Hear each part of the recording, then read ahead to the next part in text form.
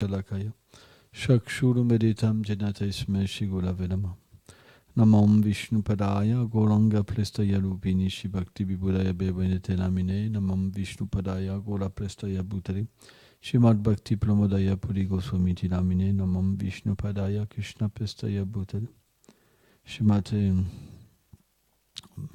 Bhakti Plagan Keshava Goswamiti Namine. Namam Vishnu Padaya Krishna Plestaya Bhutari. Shimate Bhakti Daita Madhava Goswamiti Namine. Namam Vishnu Padaya Krishna Plestaya Bhutari. Shrimate Bhakti Rashaka Shiladev Goswamiti Namine. Namam Vishnu Padaya Krishna Pestaya Bhutale Shrimate Bhakti Silanta Sarasvati Namine. Jai Shri Brahmadva Guja Sarasvat Sampadaya Ki Jai. Donc on a ouvert la page de la Srimad Bhagavad Gita au 4e chapitre, verset 23. Gata samgasya muktasya gyanavashtita shetasha yagam yapchara karmam samagdam praririyate. Une personne qui est dépourvue d'attachement matériel et dont le mental est établi dans la connaissance véritable est libérée. Toutes les actions d'une telle personne qui sont accomplies en vue d'adorer le Seigneur suprême sont libres de toute réaction. Elle atteint ainsi l'état où ses actes n'engendrent aucune réaction en ce monde. Akarma. Commentaire. Selon Srila Vishvacharita Thakur, et les prochains versets font référence à certains sacrifices ou yagas.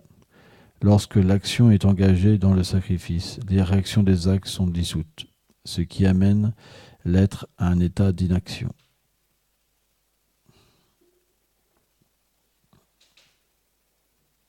Alors c'est un verset qui est pour nous intéressant parce qu'il explique l'état de l'inaction. On a vu la dernière fois qu'il y a 3 façons d'agir en ce monde. Le Seigneur explique qu'il y a 3 façons d'agir. Une des façons d'agir est d'agir indépendamment des instructions du Seigneur suprême. Jai Shishita Vivamba Shinanda Shudagopal Sham Jai.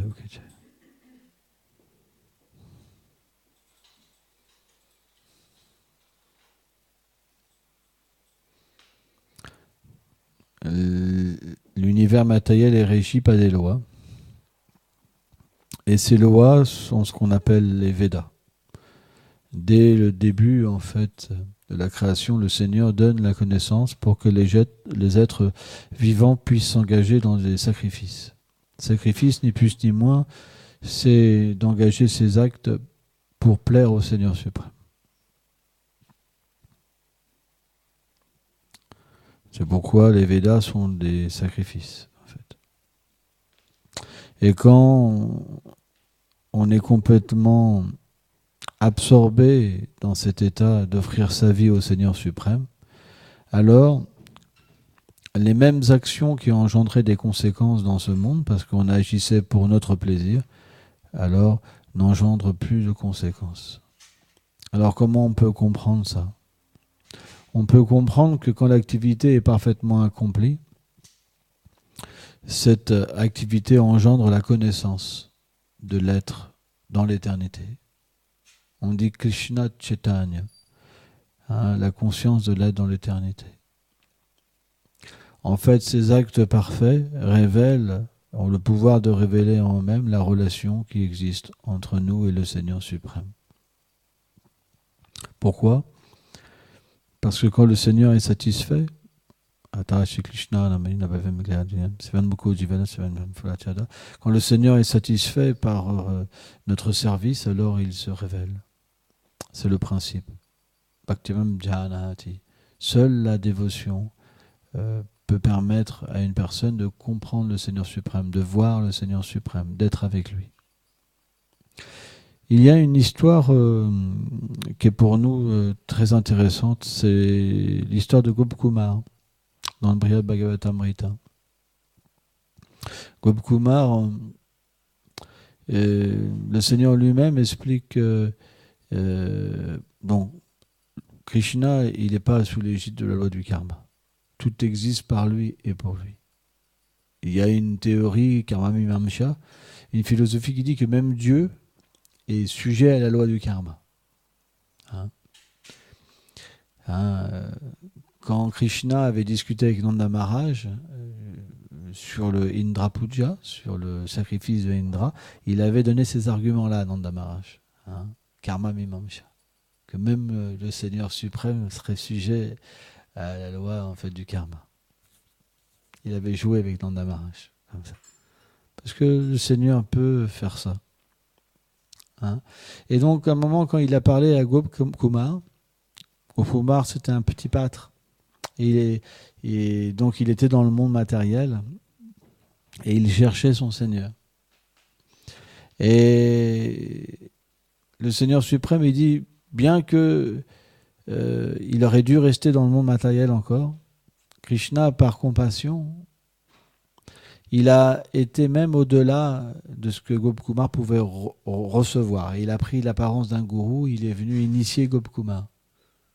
Et il lui a donné le Gopal Mantra.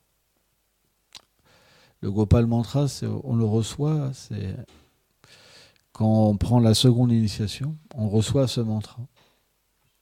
Et ce mantra, en fait, il a le pouvoir de combler tous les désirs, de nous amener sur toute plateforme, dans n'importe quel lieu d'univers, d'obtenir toutes les opulences.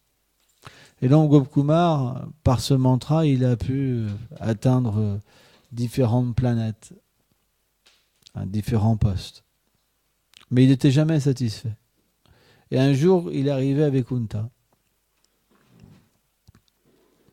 Et à Vaikuntha, à la porte de Vaikuntha, il a vu des êtres extraordinaires. Vraiment extraordinaires, tellement beaux. Et ils étaient tellement puissants et merveilleux que quand il a vu le premier, il s'est dit c'est le Seigneur suprême. Parce qu'ils ressemblent tous au Seigneur. Ils ont 4 bras, le même teint, le même visage. Alors ils n'ont pas le Srivatsa, le joyau Kustuba, différentes choses, mais ils ont 4 bras, etc.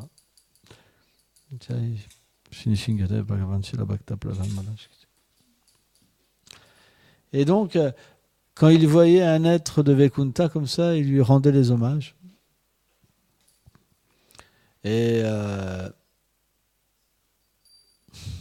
il lui disait « Oh Seigneur !» Il offrait les prières. Et en fait, l'associé du Seigneur, quand il entendait ça, il se bouchait les oreilles. Alors, tu traduis ou tu t'écoutes ?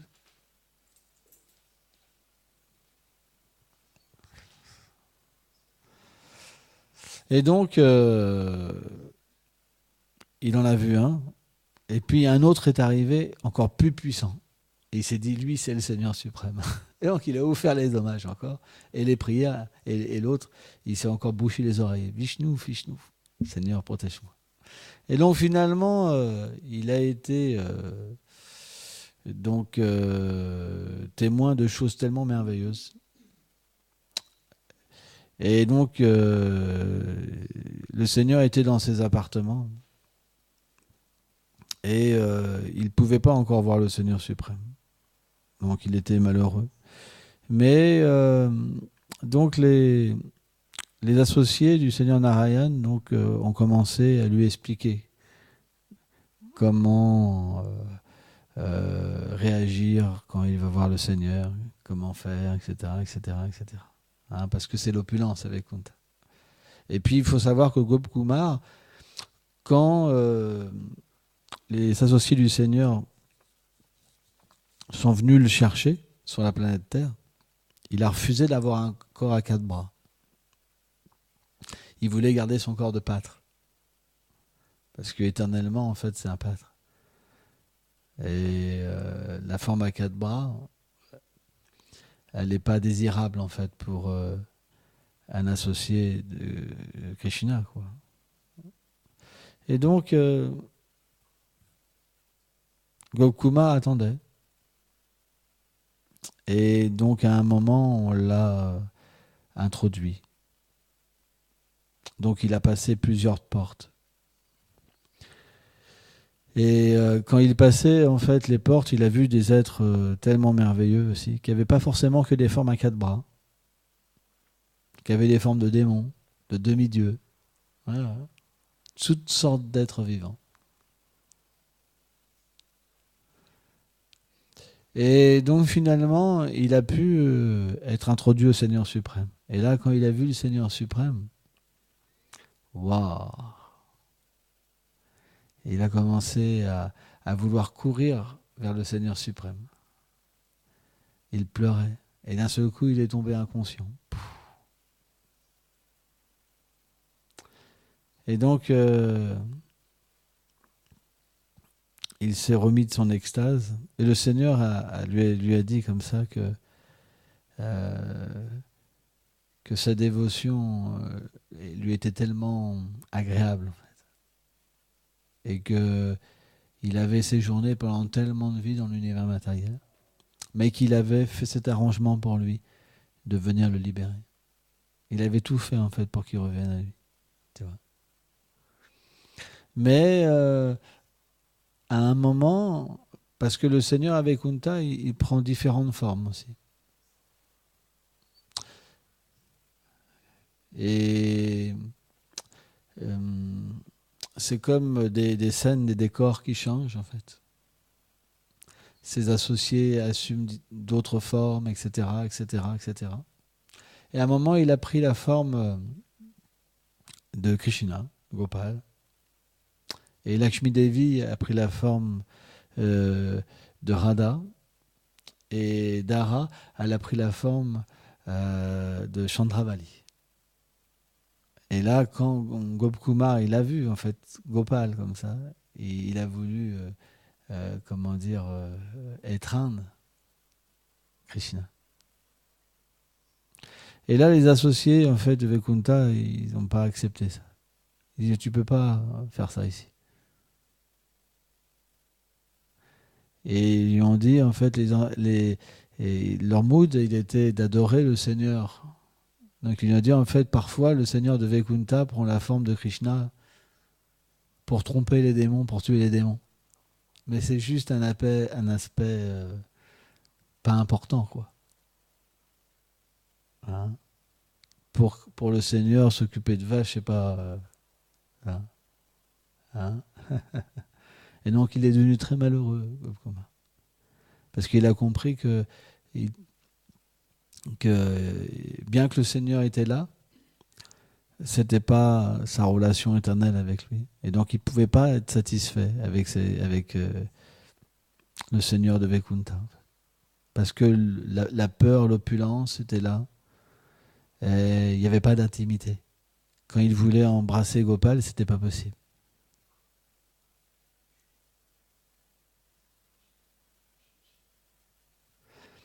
Chez Rupa Goswami, qui est l'acharya le plus prédominant,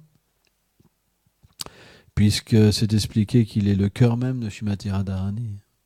Hein, il est la manifestation du cœur de Srimati Radharani. Hein, on dit Chaitanya Manobhistam, Stapitam Enabhutale.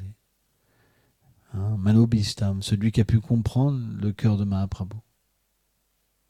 Un jour, Rupa Goswami,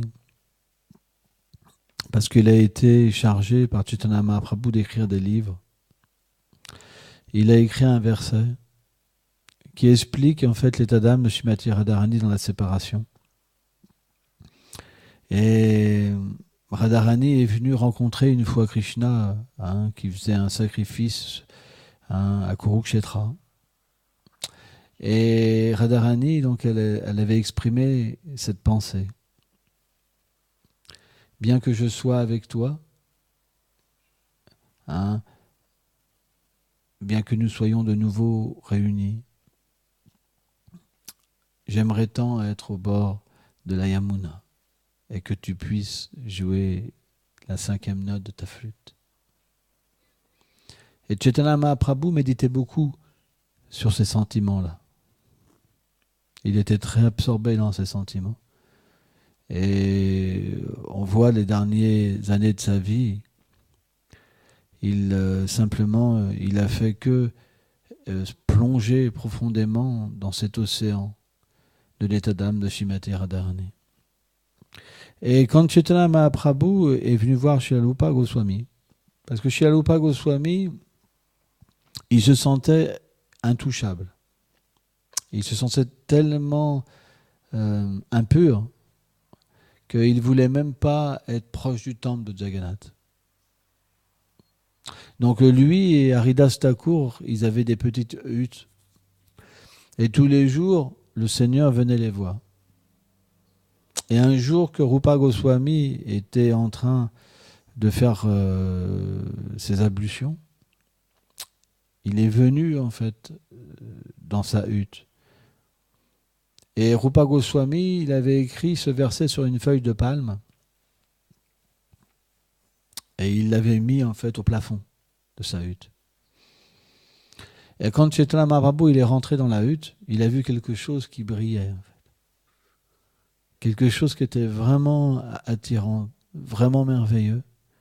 Et quand il a pris en fait cette feuille de palme et qu'il a lu le verset, il a eu un choc parce que c'était son cœur, c'était sa raison d'être, c'était sa conscience, son sentiment le plus profond, le plus caché. Personne ne pouvait comprendre ses sentiments, à part quelques associés très intimes du Seigneur suprême. Vraiment très intimes, comme Swarup Damodar. Et là, quand il a lu, il a été surpris. Il a dit, mais comment c'est possible que Rupa Goswami connaisse mon état d'esprit, Manobhistam? Comment c'est possible? Et là, Swarup Damodar, en fait, lui a dit, on peut comprendre que Rupa Goswami a reçu ta miséricorde, une miséricorde spéciale. C'est pour ça qu'on considère que Rupa Goswami est notre acharya le plus élevé. C'est l'acharya le plus important de tous les acharyas. Personne ne remet ça en question. Et Rupa Goswami a expliqué que le Seigneur a deux aspects. Ejvarya et Madhurya. Ejvarya, c'est quand il manifeste son opulence.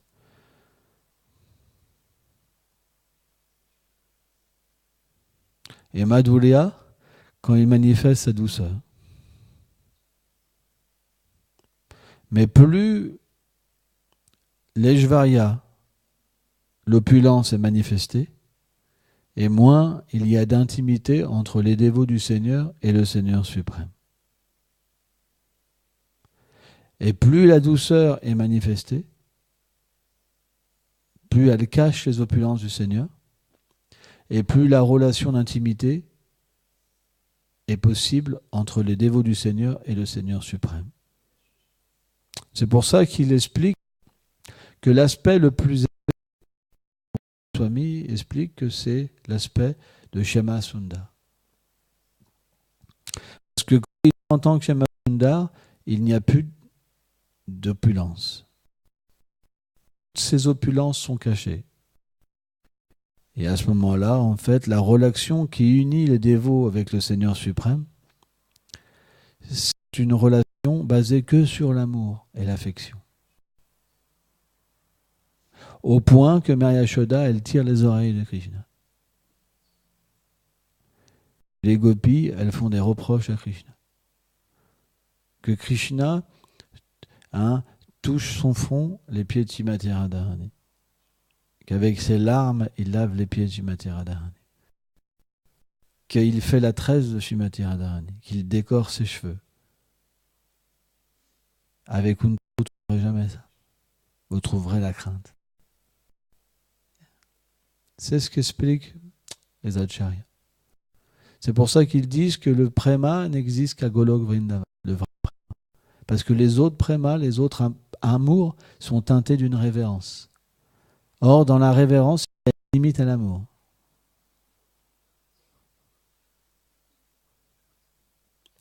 Par exemple, Lakshmi Devi ne fait pas de reproches à l'Ariane. Mais par contre, les gopis, elles font des reproches à Krishna. Elles boudent, elles ne veulent plus le voir. C'est une réalité. Une fois Radharani, elle ne voulait plus voir Krishna. Et Krishna, avec sa sœur, ils ont fait un plan pour pouvoir que Radharani, elle soit, comment dire, de nouveau, qu'elle délaisse sa bouderie. Et Krishna s'est déguisé en femme.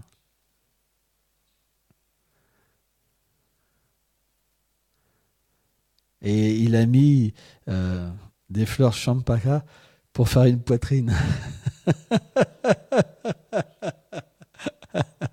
Et naturellement, Krishna est très beau. Il est très très beau. Et quand il prend comme ça l'apparence d'une femme, en fait, il est merveilleux, quoi.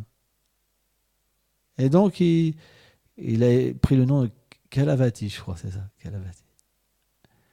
Et donc, ils ont été à Yavat.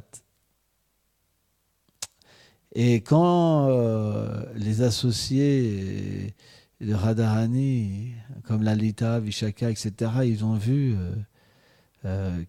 Kalavati, et ils ont été vraiment surpris, surtout qu'elle commençait à fredonner un air comme extraordinaire, toi. Et là, elle s'est dit, wow, il faut absolument qu'on l'amène à Radharani. Et quand ils l'ont amené à Radharani, Radharani, elle a été complètement captivée par la beauté de cette jeune fille. Mais complètement captivée. Donc elle a demandé à la sœur de Krishna, donc qui était cette merveilleuse jeune fille, et il lui a dit, elle vient de Mathura. Hein, c'est ma cousine. Et elle a appris donc à chanter, etc. Avec en fait, alors avec qui elle avait appris à chanter? Je crois que c'est avec un demi-dieu. Bon, bref, c'était une histoire inventée, quoi. Et donc, elle avait-il chanté. Et les humains, il y a des notes qu'ils ne peuvent pas faire. Il y a des choses qu'ils ne peuvent pas faire. Et quand Krishna, sous cette forme, a commencé à chanter, c'était tellement divin et perfection, en fait. Même des choses que personne ne pouvait chanter. C'est expliqué que les gopis, elles ont versé des larmes et ça faisait du bruit sur le sol. Parce que c'était des larmes chargées de tellement d'amour. Il y avait tellement d'amour dans leurs larmes que les larmes, ça faisait comme des joyaux qui tombaient. Ça faisait comme une musique, quoi. On peut imaginer Krishna qui chante, hein, et des gopis qui leur larme est tellement lourde de préma qu'elles accompagnent le chant de Krishna avec le son de leurs larmes. Vous comprenez?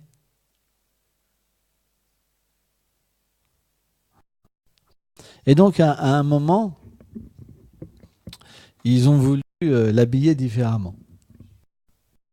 Krishna a dit, mais non, c'est pas possible. Moi, je veux pas, je suis pudique. Moi, c'est pas possible. Mais il a dit, mais on n'a jamais vu une jeune fille avoir peur de se déshabiller devant d'autres jeunes filles. On n'a jamais vu ça. De toute façon, même si tu veux pas, on va te déshabiller quand même. Donc, ils ont forcé Krishna à se déshabiller. Et à un moment, deux fleurs sont tombées pour griller. Donc, les gopis, ils ont, comment dire, mais commencé à rire pendant 3 heures. Pendant 3 heures, ils étaient dans le rasa du rire. C'était un partage de préma, en fait. Pendant 3 heures, elles ont ri. Pendant 3 heures d'affilée, complètement en extase. Dans un océan d'extase. Et finalement, il a remis ses fleurs, tout ça. Et donc, du coup, comme Radharani, elle a vu que c'était Krishna, elle n'était pas satisfaite, elle n'était pas contente. Donc, elle avait gardé sa bouderie. Et qu'est-ce qu'a fait Krishna? Krishna, il est malin. Il a été voir Jatila, la belle-mère de Krishna. Il s'est roulé par terre en pleurant. Et là, Jatila, quand elle a vu cette belle jeune fille, il dit, mais qu'est-ce qui se passe? Son cœur, il a fendu. Mais qu'est-ce qui se passe avec toi? Et il lui a dit, oui, Radharani ne veut plus de moi. Elle m'a rejeté. Alors que c'est mon amie. Je ne peux pas vivre sans elle. Je vais mourir. Là, elle est voir Radharani, mais comment tu peux faire quelque chose comme ça? Une jeune fille tellement humble, euh, euh, comment on pourrait dire, fidèle, etc. Tu peux pas faire une chose comme ça. Je t'ordonne de lui faire un bisou, de lui faire un câlin, pour te faire pardonner. Alors Krishna était content.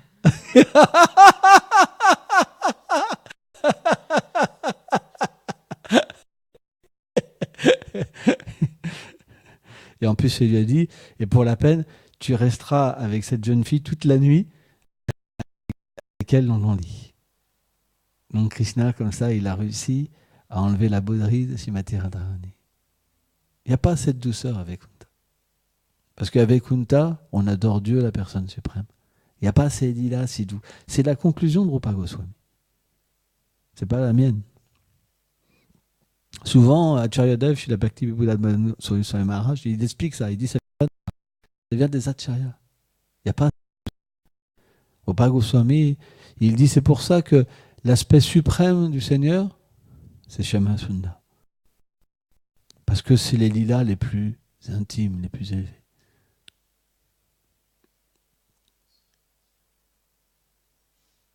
Donc cette connaissance est révélée graduellement dans le cœur des êtres. Et quand cette connaissance commence à se révéler, naturellement, on ne peut pas être satisfait dans ce monde. Gopkumar, il pleurait. Il était insatisfait. Et quand Narada Muni est venu avec Kunta, il a pu. Donc le gourou, le maître spirituel, il peut voir l'état d'esprit du cœur du disciple. Il peut voir si le disciple a encore des désirs et qu'il désire rester dans ce monde, ou s'il est comme Gopakumar, heureux d'être séparé de Krishna. Ça, il faut une miséricorde spéciale. De la part aussi du maître spirituel. Car l'association avec les Vaishnavas nous permet véritablement de recevoir Krishna dans notre cœur et recevoir également la séparation avec Krishna, l'amour. Ce désir, naturellement, fera qu'à un moment, on sera des bons disciples. Au début, le disciple, il accepte un gourou. Et il pense fièrement, je suis disciple d'un big gourou.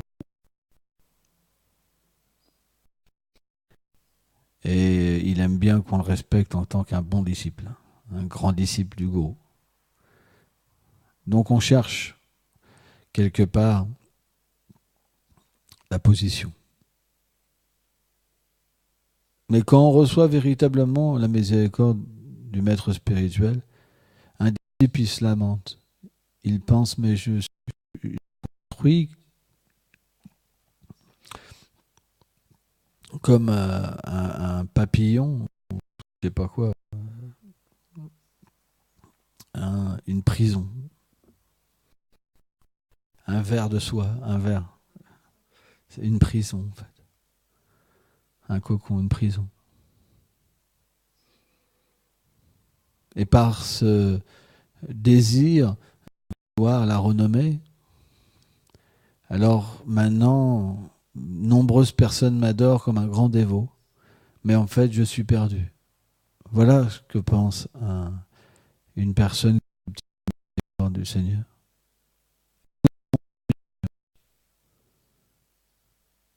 Tout ce que j'ai fait est contraire à la dévotion.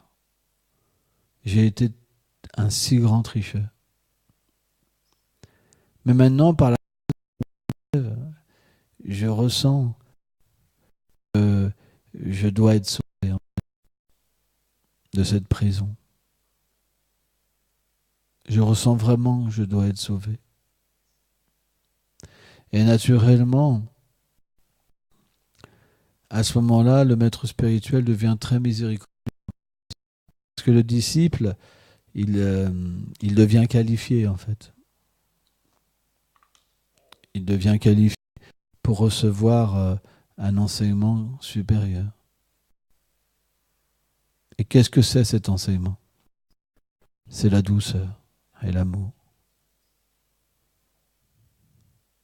Dans les stages inférieurs de la dévotion, on peut simplement être engagé dans des règles.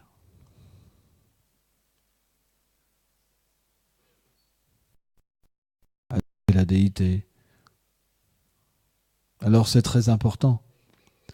Parce que si on adore correctement la divinité, qu'on est à l'heure, la propreté, c'est deux choses qui sont importantes, l'heure et la propreté.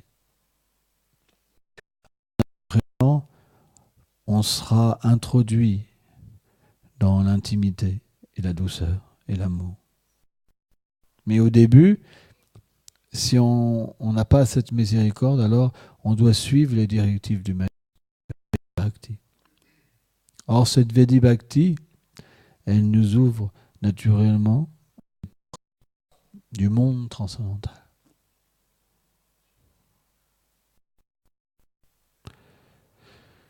La voie Raganuga Bhakti, la voie de la spontanéité, c'est quand on peut avoir accès à ce monde. Ça veut dire que le disciple est introduit par le maître spirituel dans le monde de la douceur. Mais tant qu'on n'est pas introduit et qu'on est dans le monde matériel, que nos yeux ont une vision matérielle, que nos sens sont matériels, sont contaminés de la nature matérielle, alors on doit être engagé dans le service de dévotion. Et ce service-là aura le pouvoir de purifier nos sens, de purifier l'intelligence, de purifier le mental, et finalement d'éveiller la nature éternelle. Krishna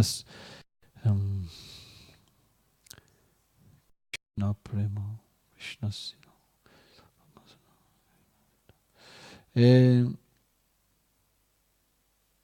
une fois arrivé à cette perfection, alors l'être vivant ne vit jamais dans le monde de la perfection. Mais c'est quelque chose qui est graduel.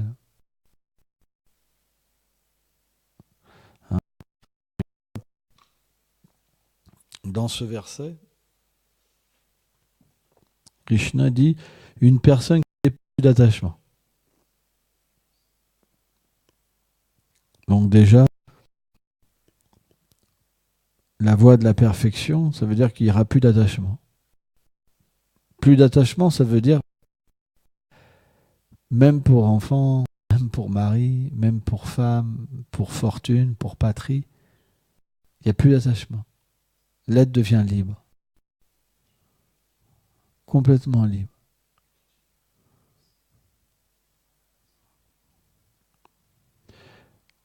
Dont le mental est établi dans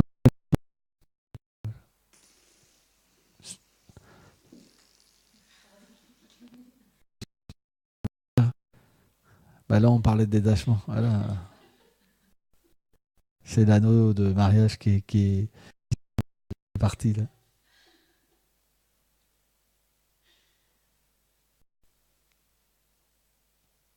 Mais quand on parle de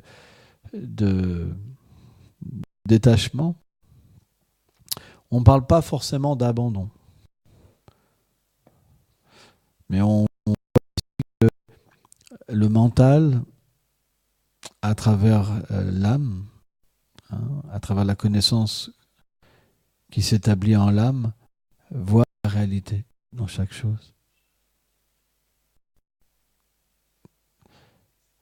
Et là, Krishna dit, celui-là, il est libéré.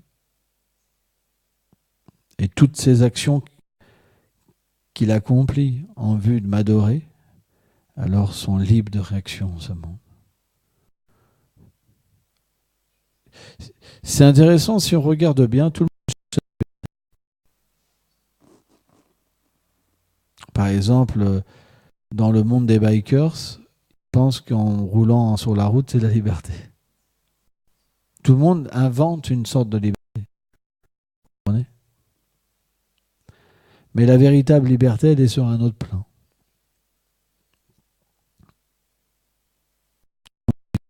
Nous explique comment l'atteindre. Et simplement, si on suit ces instructions avec foi, avec détermination, avec confiance, graduellement, on va pouvoir comprendre comment il va nous libérer. Il nous donnera l'intelligence même pour comprendre comment il va faire. Il sait comment Krishna va l'aider. Il le sait. Puisqu'il désire être avec lui intensément, Krishna, il va lui dire. Par exemple, Narada Muni, quand il a vu Krishna, quand il a vu le Seigneur lui apparaître en méditation, et quand le Seigneur a disparu, il ne sait pas le Seigneur. Il lui a dit, dans cette vie, tu ne me reverras pas.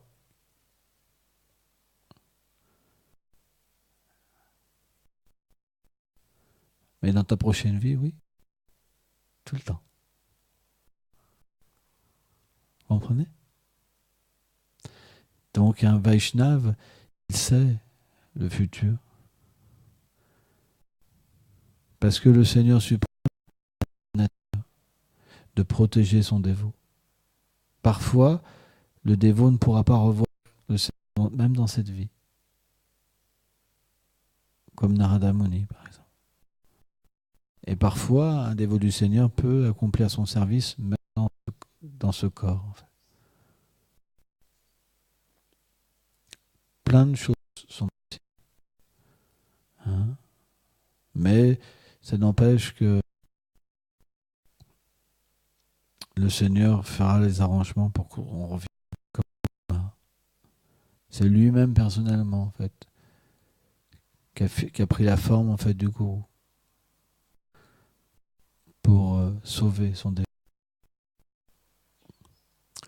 Gaul Pavante.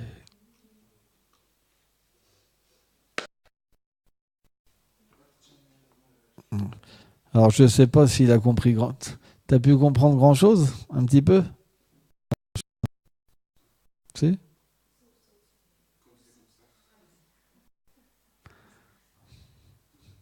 Eh, Marianne, faut mieux traduire. Non, mais il peut, Marianne. Il peut, c'est que c'est différent. Mais tu peux traduire mieux. C'est important. Tu peux le faire, je le sais.